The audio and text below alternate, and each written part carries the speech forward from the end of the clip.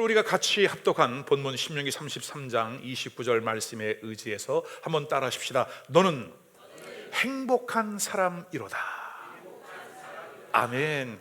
여러분, 사람은 누구나 다 행복하기를 원하시죠. 스위스의 철학자인 칼 힐티는 그의 저서 행복론에서 이렇게 말을 했습니다. 인생의 최대 행복은 하나님 가까이 있는 것이다. 아멘이죠, 여러분. 왜냐하면 하나님의 형상과 모습대로 지음을 받았고 복을 받았던 인류에게 그만 사단 뱀의 유혹을 받아 죄 가운데 있게 되어지고 결국은 그 에덴 동산에서 추방당하는, 하나님과의 관계가 분리되어지는 그와 같은 저주 속에 있게 되었지요. 근데 우리 인생의 최고의 행복은 독생하신 아들 예수 그리스도로 말미암아 회복되어진 관계, 그 하나님과 가까이 있는 것이 우리 인생 최고의 행복이다. 아멘이시죠, 여러분? 독일의 철학자인 쇼펜하우어도 우리에게 진정한 행복이 무엇인지 4가지를 준비하라, 그러면 행복하게 될 것이라고 그의 저서에 기록을 해 놓았는데, 요약하면 4가지입니다. 첫 번째는 긍정적인 마음을 가져라. 긍정적인 마음. 어떠한 상황 속에서도 매사를 긍정적으로 바라볼 수 있는 밝은 마음. 아멘이에요, 여러분?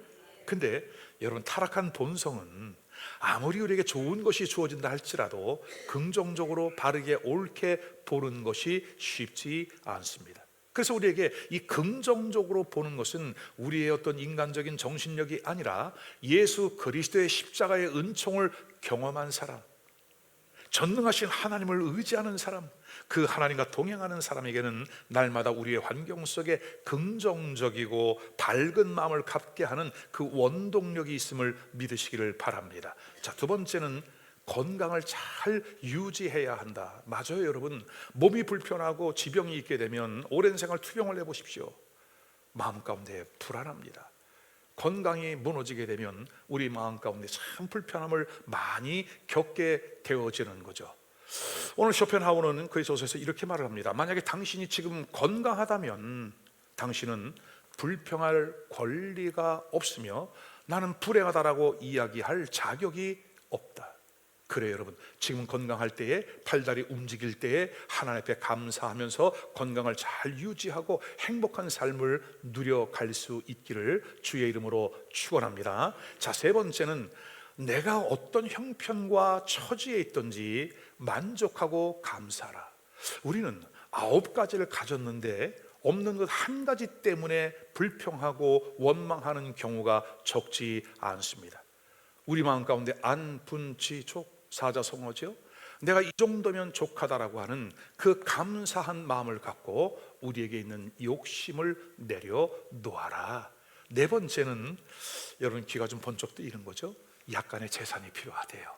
첫째는 우리가 남에게 손 벌리지 아니하고 나의 삶 속에 날마다 일용할 양식이 공급되어질 수 있는, 1차적인 문제를 풀어갈 수 있는 그러한 일용할 양식. 그리고 2번째는 남에게 베풀 수 있는 약간의 여유.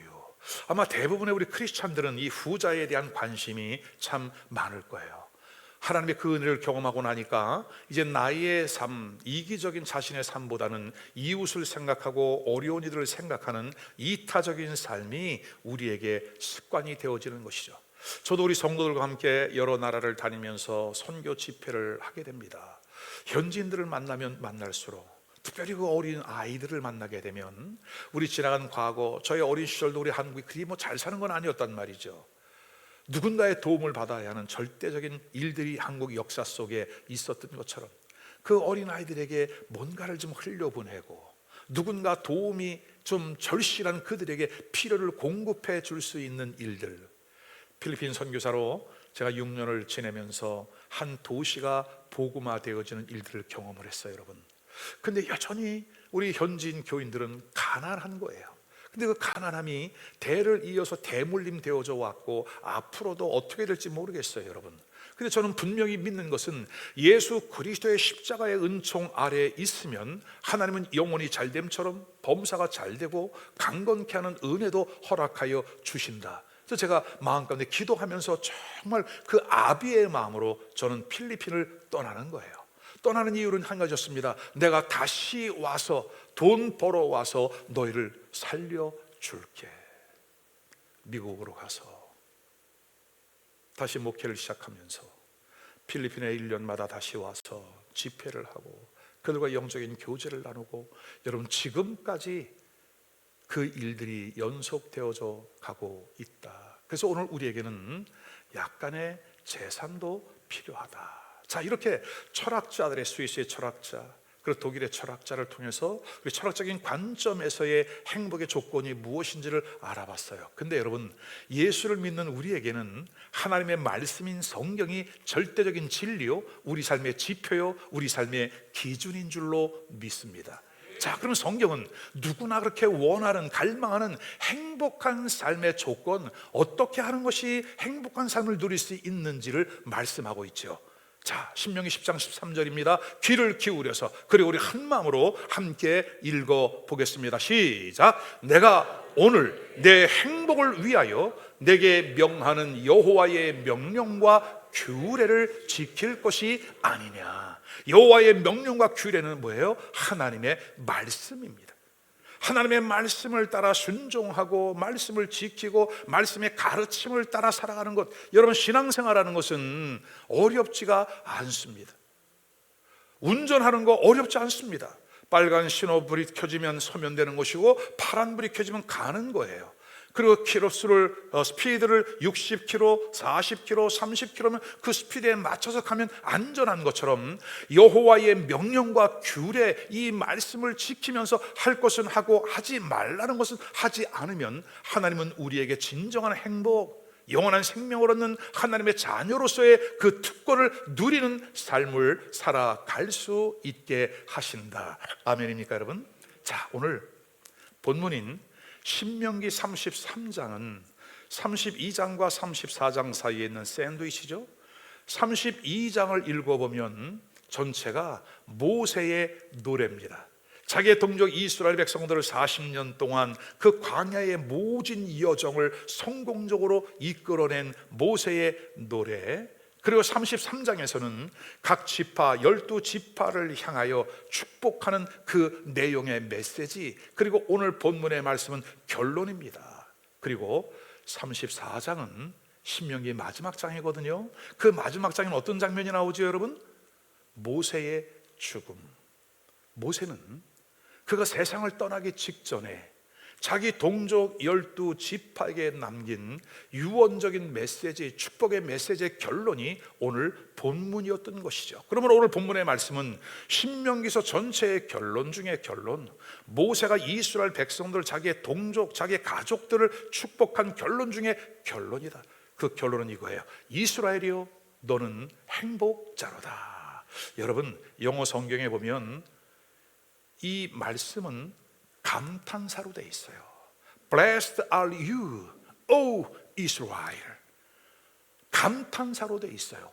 감탄할 정도로 자기의 동족을 향한 축복의 메시지. 오늘 이 자리에 있는 여러분 한 분 한 분이 우리 주님 예수 그리스도로 말미암아 깜짝 놀랄 만한, 감탄을 할 만한 축복의 사람, 행복의 사람이 될 수 있기를 주님의 이름으로 축원합니다. 자, 근데요, 이제 우리의 입장을 한번 돌아보십시다. 여러분 행복하십니까? 저는 여러분들이 누려야 할 진정한 행복은 어디에 있을까? 무엇이 우리 행복의 기준일까? 다른 게 아닙니다. 예수님을 믿고 구원받은 구원의 축복이라고 분명히 믿습니다.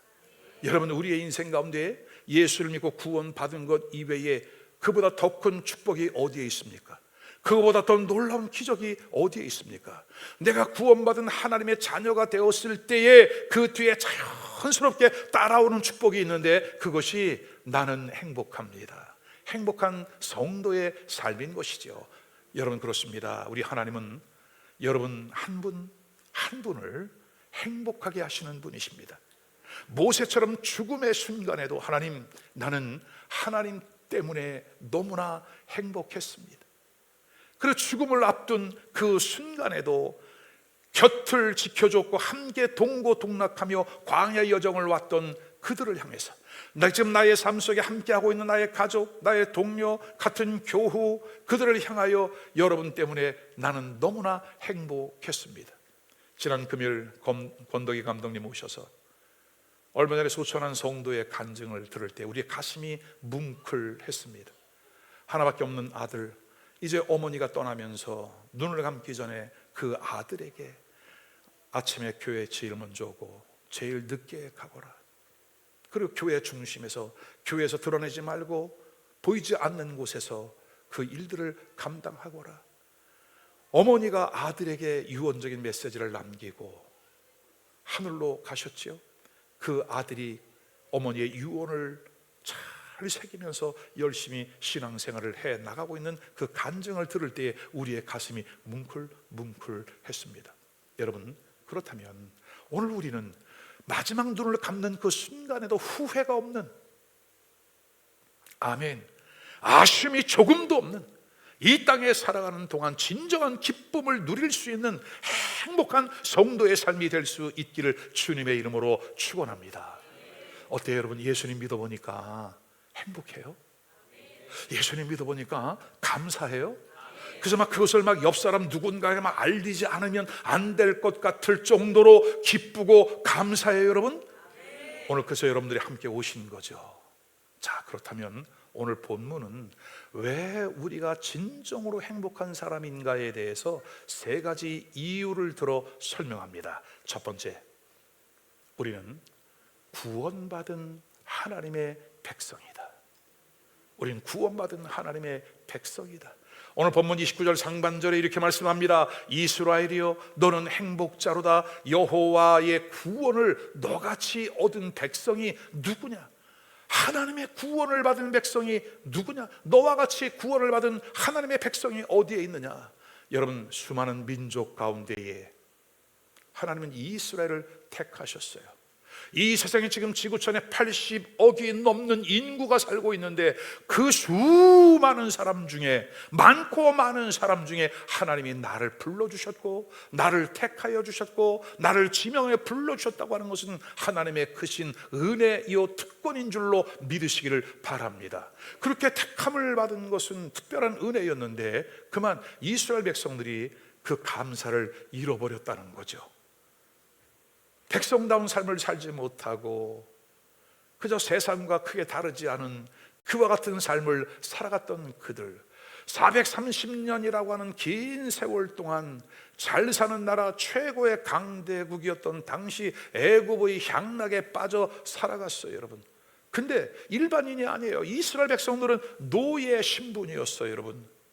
노예는 자식을 낳아도 노예입니다. 자식도 노예가 되어도 부끄럽지 않았어요 여러분. 그 정도의 세상적인 가치관 속에 빠져서 향락에 젖어 살아가고 있었지요. 이거지요. 우리가 좀 힘들고 어려워도 조금만 버텨. 우리 자식들은 지금 카이로 대학에, 인류 대학에 들어가서 공부하고 있어. 그래서 우리 자식이 똑똑해. 이 아들이 성공하면 우리 가문의 그 서러움, 아픔 다 우리를 갚아줄 거야. 여러분, 그렇지 않거든요. 오늘 우리가 자녀들도 교육하면서 그렇게 열심을 내고 가장 몰아붙이는 게 뭐예요? 내가 이루지 못한 것에 대한 보상 심리가 작용하는 것은 아닐까요 여러분?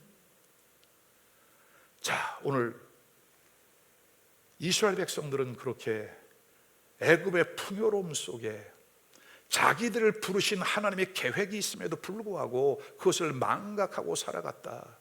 하나님께서는 우리 한 사람 한 사람을 향한 놀라운, 깜짝 놀랄 만한 위대한 계획을 가지고 있는데 오늘 우리는 내가 처한 현실, 나의 상황, 나의 현실적인 능력, 그것을 자꾸 돌아보며 생각하며 위축되어 살아가는 일들이 얼마나 많은지 몰라요. 그렇게 열심히 살아가다 보니 그만 하나님도 잃어버리고 세상적인 가치관 속에 열심을 다해 뛰고 달리고 이른 새벽에 일어나고 늦은 밤에 잠자리에 들어가도 부족할 정도의 삶을 우리가 살아가고 있을 정도, 하나님을 잊어버렸어요 여러분. 근데 하나님은 그들을 결코 잊지 않으셨다. 아멘입니까? 이사야 49장 14절로 16절 말씀 이렇게 말씀합니다. 오직 시온이 이르기를 여호와께서 나를 버리시며 주께서 나를 잊으셨나이다 하였거니와. 적반하장도 유분수죠. 여러분, 15절 여인이 어찌 그 젖먹는 자식을 잊겠으며 자기 태에서 난 아들을 긍휼히 여기지 않겠느냐. 그들은 혹시 잊을지라도 나는 너를 잊지 아니할 것이라. 아멘입니까?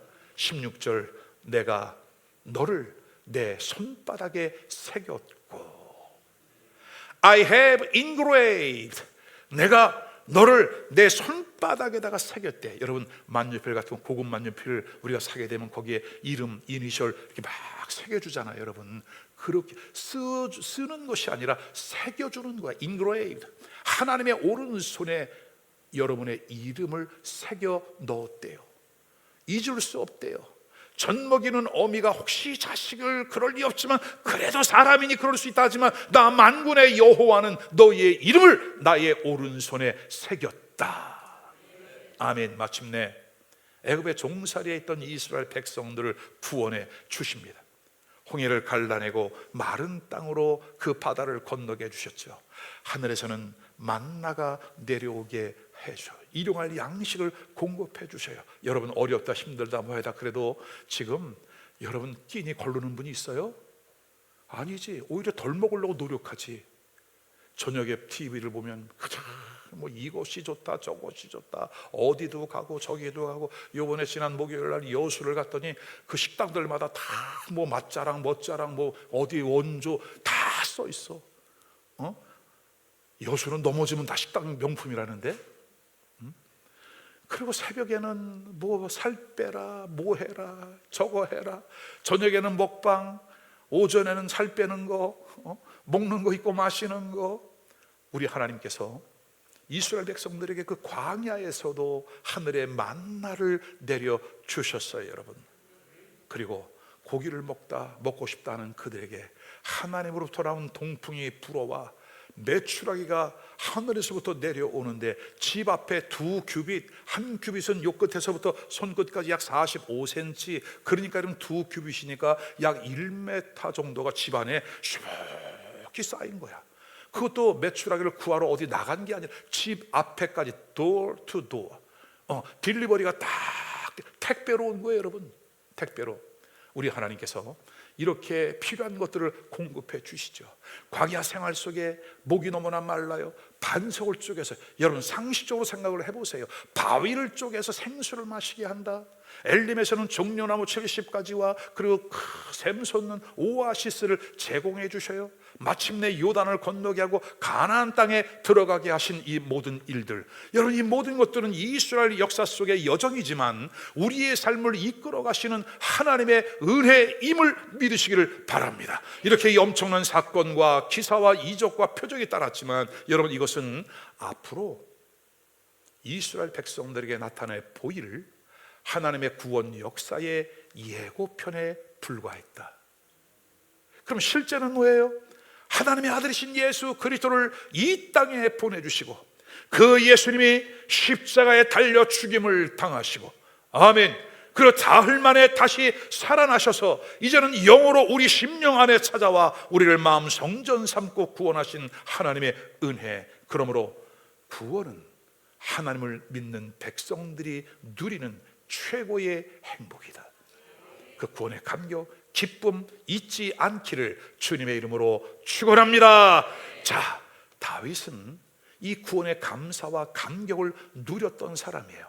한 국가의 왕이었으니 여러분 얼마나 많은 것들이 있었을까요? 그럼에도 불구하고 다윗이 가장 첫 번째로 꼽았던 것은 뭐냐면 하나님이 자신에게 베풀어 준 구원의 감격이었어요. 왕으로서 백성들에게 좋은 것을 함께 나누고 싶었겠지요. 근데 다윗은 자기의 동족, 자기의 백성들에게 무엇을 나누고 싶었을까요?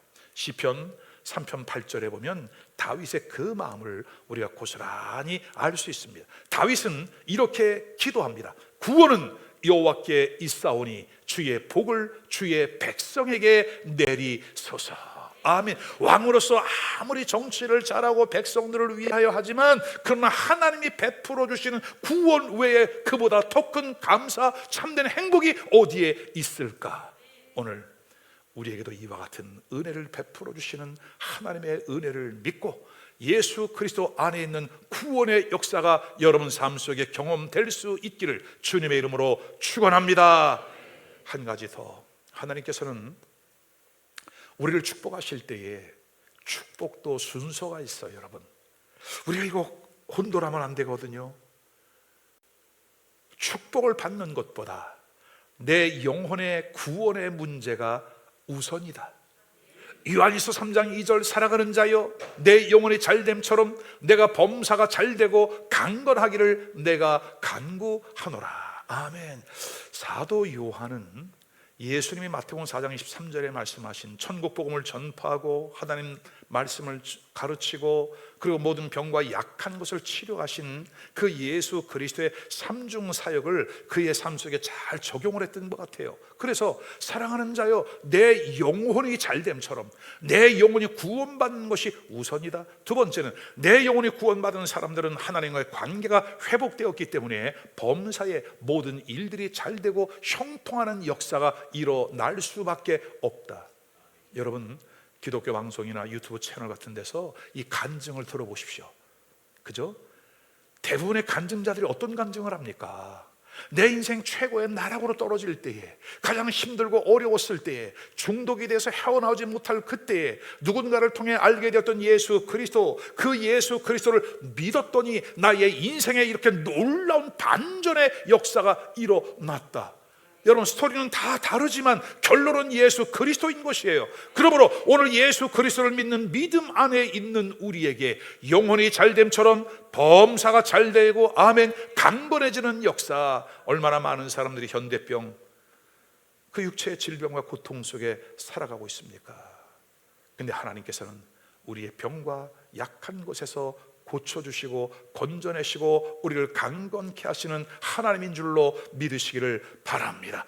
요한복음 10장 10절은 예수님께서 직접 하신 말씀입니다. 도둑이 오는 것은 사단을 말하는 거죠. 도둑이 오는 것은 도둑질하고 죽이고 멸망시키려는 것, 사단은 우리의 가정을 파괴시키고 여러분의 삶을 무너뜨리고 깨어뜨리는 것이지만 내가 온 것은, 인자 예수님이 온 것은 양으로 하여금 생명을 얻게 하고 더 풍성히 얻게 하려는 것이라. 아멘. 여러분 어때요? 예수님 믿고 구원을 받으니까 어때요? 그 받고 난 이후에 우리의 삶이 넉넉한 여유 가운데 하나님이 우리의 삶을 복되게 하시고 풍성하게 하시고 채워주시는 그 은혜가 있음을 믿으시기를 주의 이름으로 축원합니다. 우리의 영원한 목자이신 예수 그리스도를 믿고 따르는 자는 반드시 구원을 받는다. 끝까지 어린 양의 인도를 받으면서 아멘, 천국에서 영원한 생명을 누리는 우리 모두가 될 수 있기를 주의 이름으로 축원합니다. 이것이 우리가 받은 첫 번째 행복이다. 두 번째는 전능하신 하나님께서 도와주십니다. 여러분, 구원받은 하나님의 자녀들을 하나님은 방치하지 않습니다. 우리의 작은 신음에도 응답하시고 반응을 해주시는 분이신데, 그 하나님이 어떤 분이시냐?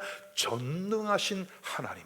그 하나님의 필요를 따라 우리를 도와주신다. 자, 29절 중반절입니다. 그는 너를 돕는 방패시요 너의 영광의 칼이시로다. 아멘, 할렐루야. 이스라엘은 가나안 땅에 들어가서 수많은 전쟁을 치러야만 했습니다. 어떻게 보면 현대를 살아가는 우리 현대인들의 삶도 그렇게 하루하루가 전쟁을 치르는 것처럼 살아가요. 우리 성도들하고도 가끔 이렇게 통화를 하고 대화를 나누다 보면 그렇게 바빠. 거기에다 또 새벽에도 나와서 기도하고 또 철야도 한다고 그러질 않나, 또 지난 40일 동안은 릴레이로 금식을 하지를 않나, 그죠? 근데 어찌 보면 우리의 삶이 이렇게 전쟁을 치르는 것과 같아요. 근데 이스라엘 백성들은 전쟁을 치룰 때마다 승승장구했다. 왜냐하면 하나님이 친히 그들의 방패와 영광의 칼이 되어 주셨기 때문이다. 아멘. 그 하나님이 오늘 여러분과 함께 하십니다. 여러분 어떠세요? 인생을 살아가면서 여러분 강하십니까? 나는 정신력이 강하고 우리 집안에 그런 훈련을 받았기 때문에 웬만한 거 다 받아낸다. 어때요? 강해요? 여러분, 사실은 그렇지 않습니다. 안타깝게도 우리 인간은 아주 연약한 존재입니다. 아니, 하나님께서 아예 처음부터 우리를 강하게 만들지를 않았습니다. 창세기에 보면 하나님께서 우리 인간을 창조하실 때에 흙으로 인간을 지으셨대요. 그래서 우리 사람은 쉽게 자주 넘어지고 깨어지고 부서져요. 잔병치레가 많아요. 조그만 문제를 만나도 스스로 해결할 수 없어요. 여러분, 감기 한 번 벌려보세요. 그 고열 때문에 정상적인 생활을 하기가 어려울 정도예요. 하나님은 아예 처음부터 우리 인간을 하나님을 의지해야만 살 수 있는 그러한 존재로 만드셨다. 그러므로 우리가 정말 행복한 삶을 살기를 원한다면 우리는 두 가지를 배우셔야 돼요. 첫째는 내 자신의 경험, 내 자신을 내려놓는 법을 배워야 한다. 아멘. 끝까지 우리는 군인 정신, 내가 할 수 있습니다. 여러분, 안 됩니다. 어찌 보면 빨리 내 자신을 내려놓는 것이 하나님 은혜의 시작이다.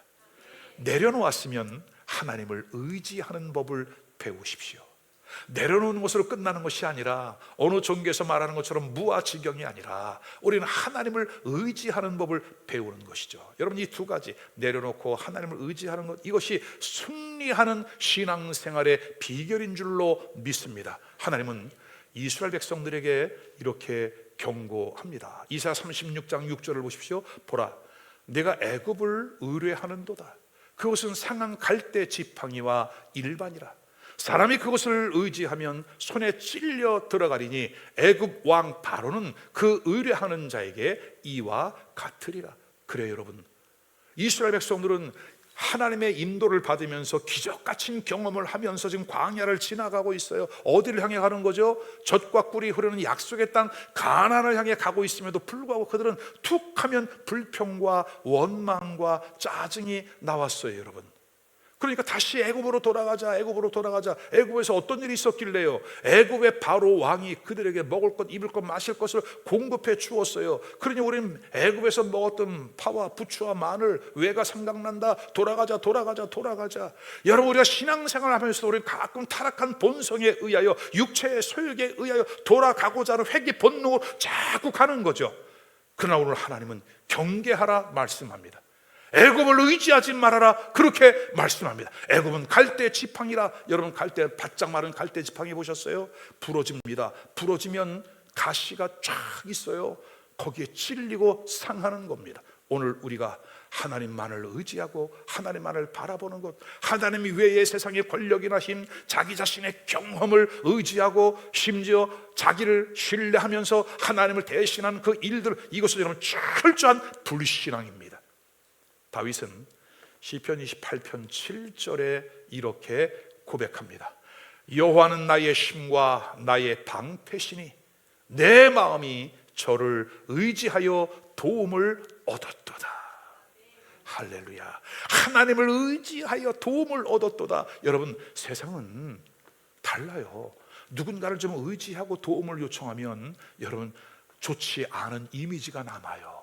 그리고 내 본래의 마음과 다른 내용들까지 추가로 전달되어져서 이상한 소문이 돌기 시작해요. 후유증이 커요. 근데 우리 하나님은 한 번도 나의 연약한 모습 그대로 다 보였더니 우리 하나님이 얼레리 꼴레리 한 번도 안 하시고, 우리 주님이 아시는 대로 나의 형편과 처지, 내가 미처 구하지 못한 것까지도 우리에게 채워주시고 공급하시고 참으로 좋으신 하나님을 우리에게 나타내 보여주신다. 시편 46편 1절, 하나님은 우리의 피난처요 힘이시니 환난 중에 만날 큰 도움이시라. 아멘. 여러분, 우리 주님을 의지합시다. 우리 주님을 신뢰합시다. 우리 하나님은 하나님을 믿어주는 사람, 하나님을 신뢰하고 그분께 기대는 사람, 우리 하나님이 너무너무 기뻐하시는 거죠. 이렇게 하나님의 사랑을 받고 하나님을 의지하는 사람에게 나타나는 특징이 있어요. 여러분, 하나님을 의지하는 사람에게 나타나는 특징은 뭐냐? 당당해, 담대해, 추진력이 있어. 어떤 일을 시작하면 중간에 포기하는 법이 없어. 왜? 하나님을 끝까지 끝까지 신뢰하며 나가기 때문에 반드시 결과를 만들어내게 되는 줄로 믿으시기를 바랍니다. 여러분, 저도 요 근래 몇 년 동안 제가 가장 많이 암송하고 외쳤던 말씀이 여호와의 팔이 짧아졌느냐, 여호와의 팔이 짧아졌느냐, 그 말씀을 계속 암송을 하면서 주님께 되뇌이며, 주님 그렇지 않습니다. 주님의 팔은 짧지 않습니다. 우리 주님의 팔은 가제트 팔입니다. 늘어납니다. 전능한 팔입니다. 그 팔을 들기만 하면 역사가 일어납니다. 아멘. 여러분, 우리 안에 그 하나님을 신뢰하고 의지하고 믿음으로 나가는 은혜가 있기를 주의 이름으로 축원합니다. 어때요? 이 말씀을 듣다 보니까 믿음이 올라와요, 여러분? 지금 내가 풀어야 하고 해결해야 될 그 문제들이 자꾸 떠오르는데, 그것 때문에 내가 기분이 별로 안 좋고 그것 때문에 다툼이 되는데, 어때요? 이 말씀을 들으니까 그것을 압도할 만한 믿음이 자꾸 올라와요, 여러분? 전능하신 하나님이 반드시 우리 편에 서서 우리를 도와주시니, 그리고 지나간 날만한 역사 속에 수많은 사람들의 방패와 영광의 칼이 되어주신 그 하나님께서 지금 여러분 편에 서서 여러분의 손을 들어주고 있는 줄로 믿으시기를 바랍니다. 이제는 내가 하나님 편에 서는 거예요. 그 하나님을 신뢰하면서 내가 하나님 편에 서는 것이, 여러분, 이것이 여러분이 행복하게 살 수 있는 두 번째 비결인 줄로 믿으시기를 바랍니다. 끝으로 세 번째, 하나님은 우리에게 날마다 승리를 보장하신, 날마다 day by day, 날마다 우리에게 승리를 보장해 주시는 하나님. 세상 천지에 여러분 이런 분이 어디 있을까요? 그것이 하나님이시래요. 근데 그 하나님이 바로 여러분의 아버지시래요. 여러분, 다른 데 가서 다른 아저씨 찾지 말고 아버지를 찾으시기를 주의 이름으로 축원합니다. 자, 29절 하반절, 내 대적이 내게 복종하리니 내가 그들의 높은 것을 밟으리로다. 아멘, 아멘. 여러분, 우리의 앞길을 방해하고 여러분을 힘들게 하고 지치게 하는 그 요소가 있어요. 뭡니까? 내 자신일 수도 있지만 악한 사단 마귀가 여러분의 행복을 빼앗고 여러분의 성공을 빼앗고 여러분의 승리를 빼앗아가고 있다는 거죠. 베드로전서 5장 8절, 베드로 사도는 우리에게 권면합니다. 근신하라, 깨어라. 너희 대적 마귀가 우는 사자같이 두루다니며 삼킬 자를 찾고 있다. 여러분, 지금 베드로는요, 마태복음 16장의 가이사라 빌립보에서 고백을 했잖아요. 주는 그리스도시요 살아계신 하나님의 아들입니다. 우리 주님께로부터 엄청난 칭찬을 받았습니다. 그때 이제 우리 주님이 이제 이 베드로, 야고보, 요한, 나의 사랑하는 제자들이 이제는 믿음이 어느 정도 올라왔구나, 이제 이들에게 십자가의 죽음과 부활에 대한 말씀을 전해줘야 되겠다라고 설명을 딱 했습니다. 이제 제사장들과 선지자들과 장로들이 나를 핍박할 것이고 인자가 죽을 거야, 사흘 만에 다시 살아날 거야. 그때 베드로가 화가 나는 거예요. 누가 감히 우리 주님을 만들고 건드리는데 안 됩니다. 그때 주님이, 아이고 내 새끼 키워놨더니 아주 내 편에 있구나. 어때요? 그렇게 칭찬을 받아요? 아닙니다. 사탄아 물러가라. 왜냐하면 예수 그리스도가 죽어야 인류의 죄가 사함을 받고 예수님이 다시 살아나셔야 부활의 영광으로 우리가 영원한 생명을 얻게 되기 때문인 줄로 믿습니다. 그때 사단에게 미혹당하며 크게 책망을 받았던 베드로는 이것이 육필 고백이 되어진 거예요. 여러분, 이제는 악한 사단 마귀와 싸우면서 두루다니며 삼킬 자를 찾고 있으니 호시탐탐 너희의 심령과 너희의 가정과 사업장과 일터를 마귀가 노리고 있으니 근신하여 깨어 있어라. 우리에게 그렇게 말씀하고 있는 거예요. 사단의 역사를 어떻게 물리칠 수 있을까요? 여러분, 우리가 한번 팔을 걷어붙이고 이제 마귀하고 한번 싸워요? 아닙니다. 우리가 사단 마귀를 이길 수 있는 유일한 비결은 하나님의 능력을 의지하는 것 외에는 방법이 없습니다. 시편 108편 13절 말씀, 우리가 하나님을 의지하고 용감히 행하리니 저는 우리의 대적을 밟으실 자이심이로다. 할렐루야. 우리의 삶 속에 어둠의 영의 역사, 우리를 미혹시키는 사단 마귀의 역사, 그 모든 것을 뱀의 머리를 깨뜨리고 사단의 권세를 대적하고 발로 밟으실 우리 주님 예수 그리스도의 영광 함께할 수 있기를 주의 이름으로 축원합니다. 하나님은 우리로 하여금 승리의 삶을 살게 하시는 거예요. 여러분, 생각지 못한 위기와 어려움이 오지만 하나님은 오히려 그러한 순간들을 통해서 우리에게 영적인 내성을 키우는 기회로 삼으시는 거예요. 여러분, 우리 어린 아이들이 예방접종을 맞으면서 몸살을 하지만 그 안에 내성이 생겨 면역력이 생기는 것처럼 하나님은 우리의 이런 환경을 통해서 우리를 영적인 싸움에 능한 자들로 세워가는 줄로 믿습니다. 우리 어린 시절에 레슬링 그리고 복싱, 정말 우리 백성들의 마음을 시원케 했던, 그죠? 그 TV 많지 않던 시대에 한 집에 모여서 그냥 동네 사람 모여서 뭐 이겨라 그러면서 그럼 그때 이제 선수 소개할 때 쫙 보면 65전 64승 1무 청코나, 누구 이름을 불러줘야 될까? 누구 이름을 불러줘야 될까? 홍혜진. 그럼 이제 링에 올라오는 선수가 말이죠, 여러분, 공중공중 뛰면서 들어와가지고 다 이렇게 여유를 드리고 막 이른다. 근데 이제 신인 도전자 긴장한 영역이 너무나 분명해. 떨어. 여러분, 우리가 인생 살아가면서 하나님을 의지하는 법을 배우면 어떠한 일을 만나도 염려하지 않는다, 두려워하지 않는다, 눌리지 않는다. 아멘. 그 주님을 신뢰하는 믿음이 우리 안에 있기를 주의 이름으로 축원합니다. 사방이 막혔어요, 여러분? 우겨쌈을 당했어요? 답답해요? 캄캄해요? 내일이 보이지 않아요, 여러분? 그럴 때 우리는 출애굽기 14장을 봐야 합니다. 출애굽기 14장 이스라엘 백성들이 출애굽을 했죠. 그 이스라엘 백성들 앞에는 이제 시퍼런 홍해 바다가 넘실넘실대고 있어. 뒤를 돌아보니까요, 그때 당시 세계를 제패한 애굽의 전차 부대가 그냥 모래 바람을 일으키면서 추격해 오고 있는 거예요. 이제는 우린 죽었다. 갈 수도 없고 물러갈 수도 없고 어찌 해야 될까? 백성들은 두려워 떨었어요. 백성들의 원망이 하늘을 찔렀어요. 매장지가 없어서 우리를 여기까지 데리고 나왔느냐? 우리가 애굽 사람들을 섬기면서 종으로 사는 거 그것도 괜찮았는데, 짭짤했는데 왜 우리를 여기로 불러내 우리를 죽게 하느냐? 그때 모세가 외쳤습니다. 어떻게 외쳤을까요? 출애굽기 14장 13절 말씀, 우리 다 같이 모세의 마음으로 함께 읽어보겠습니다. 시작. 모세가 백성에게 이르되 너희는 두려워하지 말고 가만히 서서 여호와께서 오늘 너희를 위하여 행하시는 구원을 보라. 너희가 오늘 본 애굽 사람을 영원히 다시는 보지 아니하리라. 백성들의 믿음은 두려움과 떨림이었습니다. 모세의 믿음은 다시는 영원히 보지 아니하리라. 하나님의 말씀이 그렇다면 그런 것입니다. 오늘 나의 삶 속에 하루하루가 전쟁 같은 삶인가? 믿음으로 선언하고 하나님께 맡기십시오.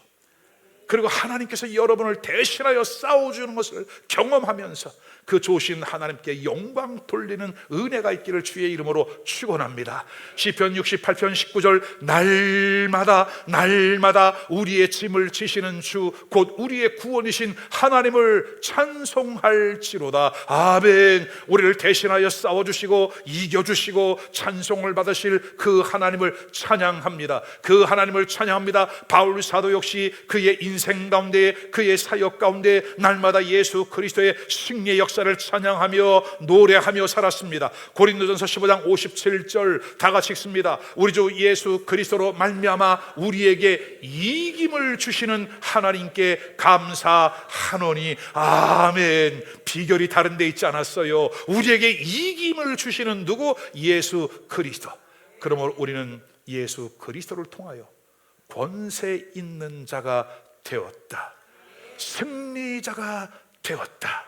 이제는 우리가 승리를 누립시다. 이것이 우리가 누릴 행복의 세 번째 조건. 날마다 우리에게 승리를 주시는 하나님. 아멘. 자, 이제 말씀을 정리합니다.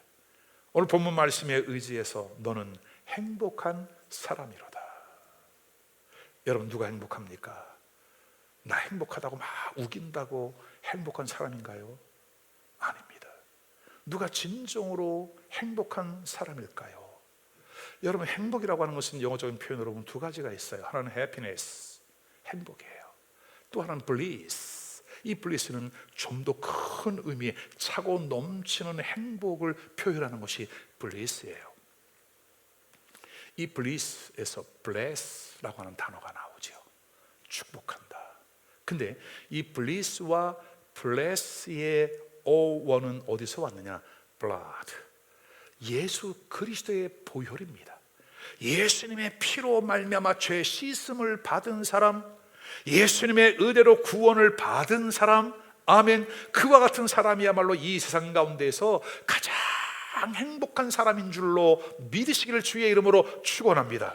그러면 어디에 진짜 행복한 사람이 있냐? 찾을 필요가 있다 없다? 없다. 왜? 여기에 있으니까. 누군데? 내가 가장 행복한 사람이니까. 아멘입니까? 여러분, 이 행복이라고 하는 것은 원어로 보면 두 가지 단어로 표현되어집니다. 하나는 바라크야. 바라크는 무릎을 꿇는다는 거거든요. 무릎을 꿇고 하나님 앞에 경배하는 거예요. 하나님께 예배하였더니 하나님께서 그 백성을 축복하여 주신 바라크의 축복. 그래서 설교 마지막에는, 예배 마지막에는 주의 종을 통해서 benediction for blessing, 축복 기도를 받는 거예요. 바라크의 축복, 예배자의 축복이 우리 안에 계속될 수 있기를 주의 이름으로 축원합니다. 두 번째는 이 행복이라고 하는 단어는 에쉐르예요. 에쉐르, 베푼다. 그러니까 우리가 하나님을 믿고 하나님의 자비와 긍휼을 받았으니 이제는 누군가로부터 축하를 받을 수밖에 없는 우리의 인생. 아멘. 오늘 여러분의 이 바라크와 에쉐르의 축복이 함께 하셔서 참으로 행복한 성도의 삶이 누려지는 은혜가 있기를 주의 이름으로 축원합니다. 우리는 구원받았기에 행복합니다. 두 번째는 전능하신 하나님께서 여러분을 도와주시기 때문에 행복할 수밖에 없습니다.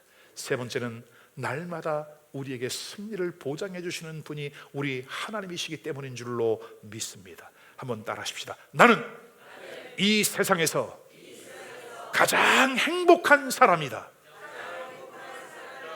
누구 때문에?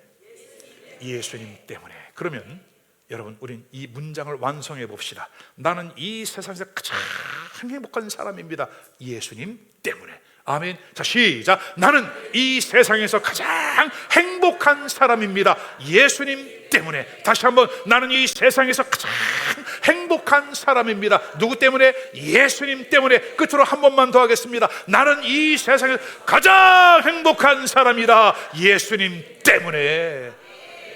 기도하겠습니다. 오늘 주신 말씀을 붙잡고 우리 한 2, 3분 동안 기도를 드리겠는데, 여러분, 행복은 우리가 만들어내는 것이 아닙니다. 하나님이 우리에게 주시는 선물입니다. 오늘 예수 그리스도를 통해 우리에게 베풀어 주신 구원의 은혜와 은총, 때를 따라 돕는 하나님의 그 은혜, 날마다 우리의 삶 속에 승리하게 하시는 분, 이분이 우리 하나님이세요. 이분이 우리 아버지세요. 여러분, 우리는 그 하나님의 은혜 아래 머무는 삶을 살아가고 있는 것입니다.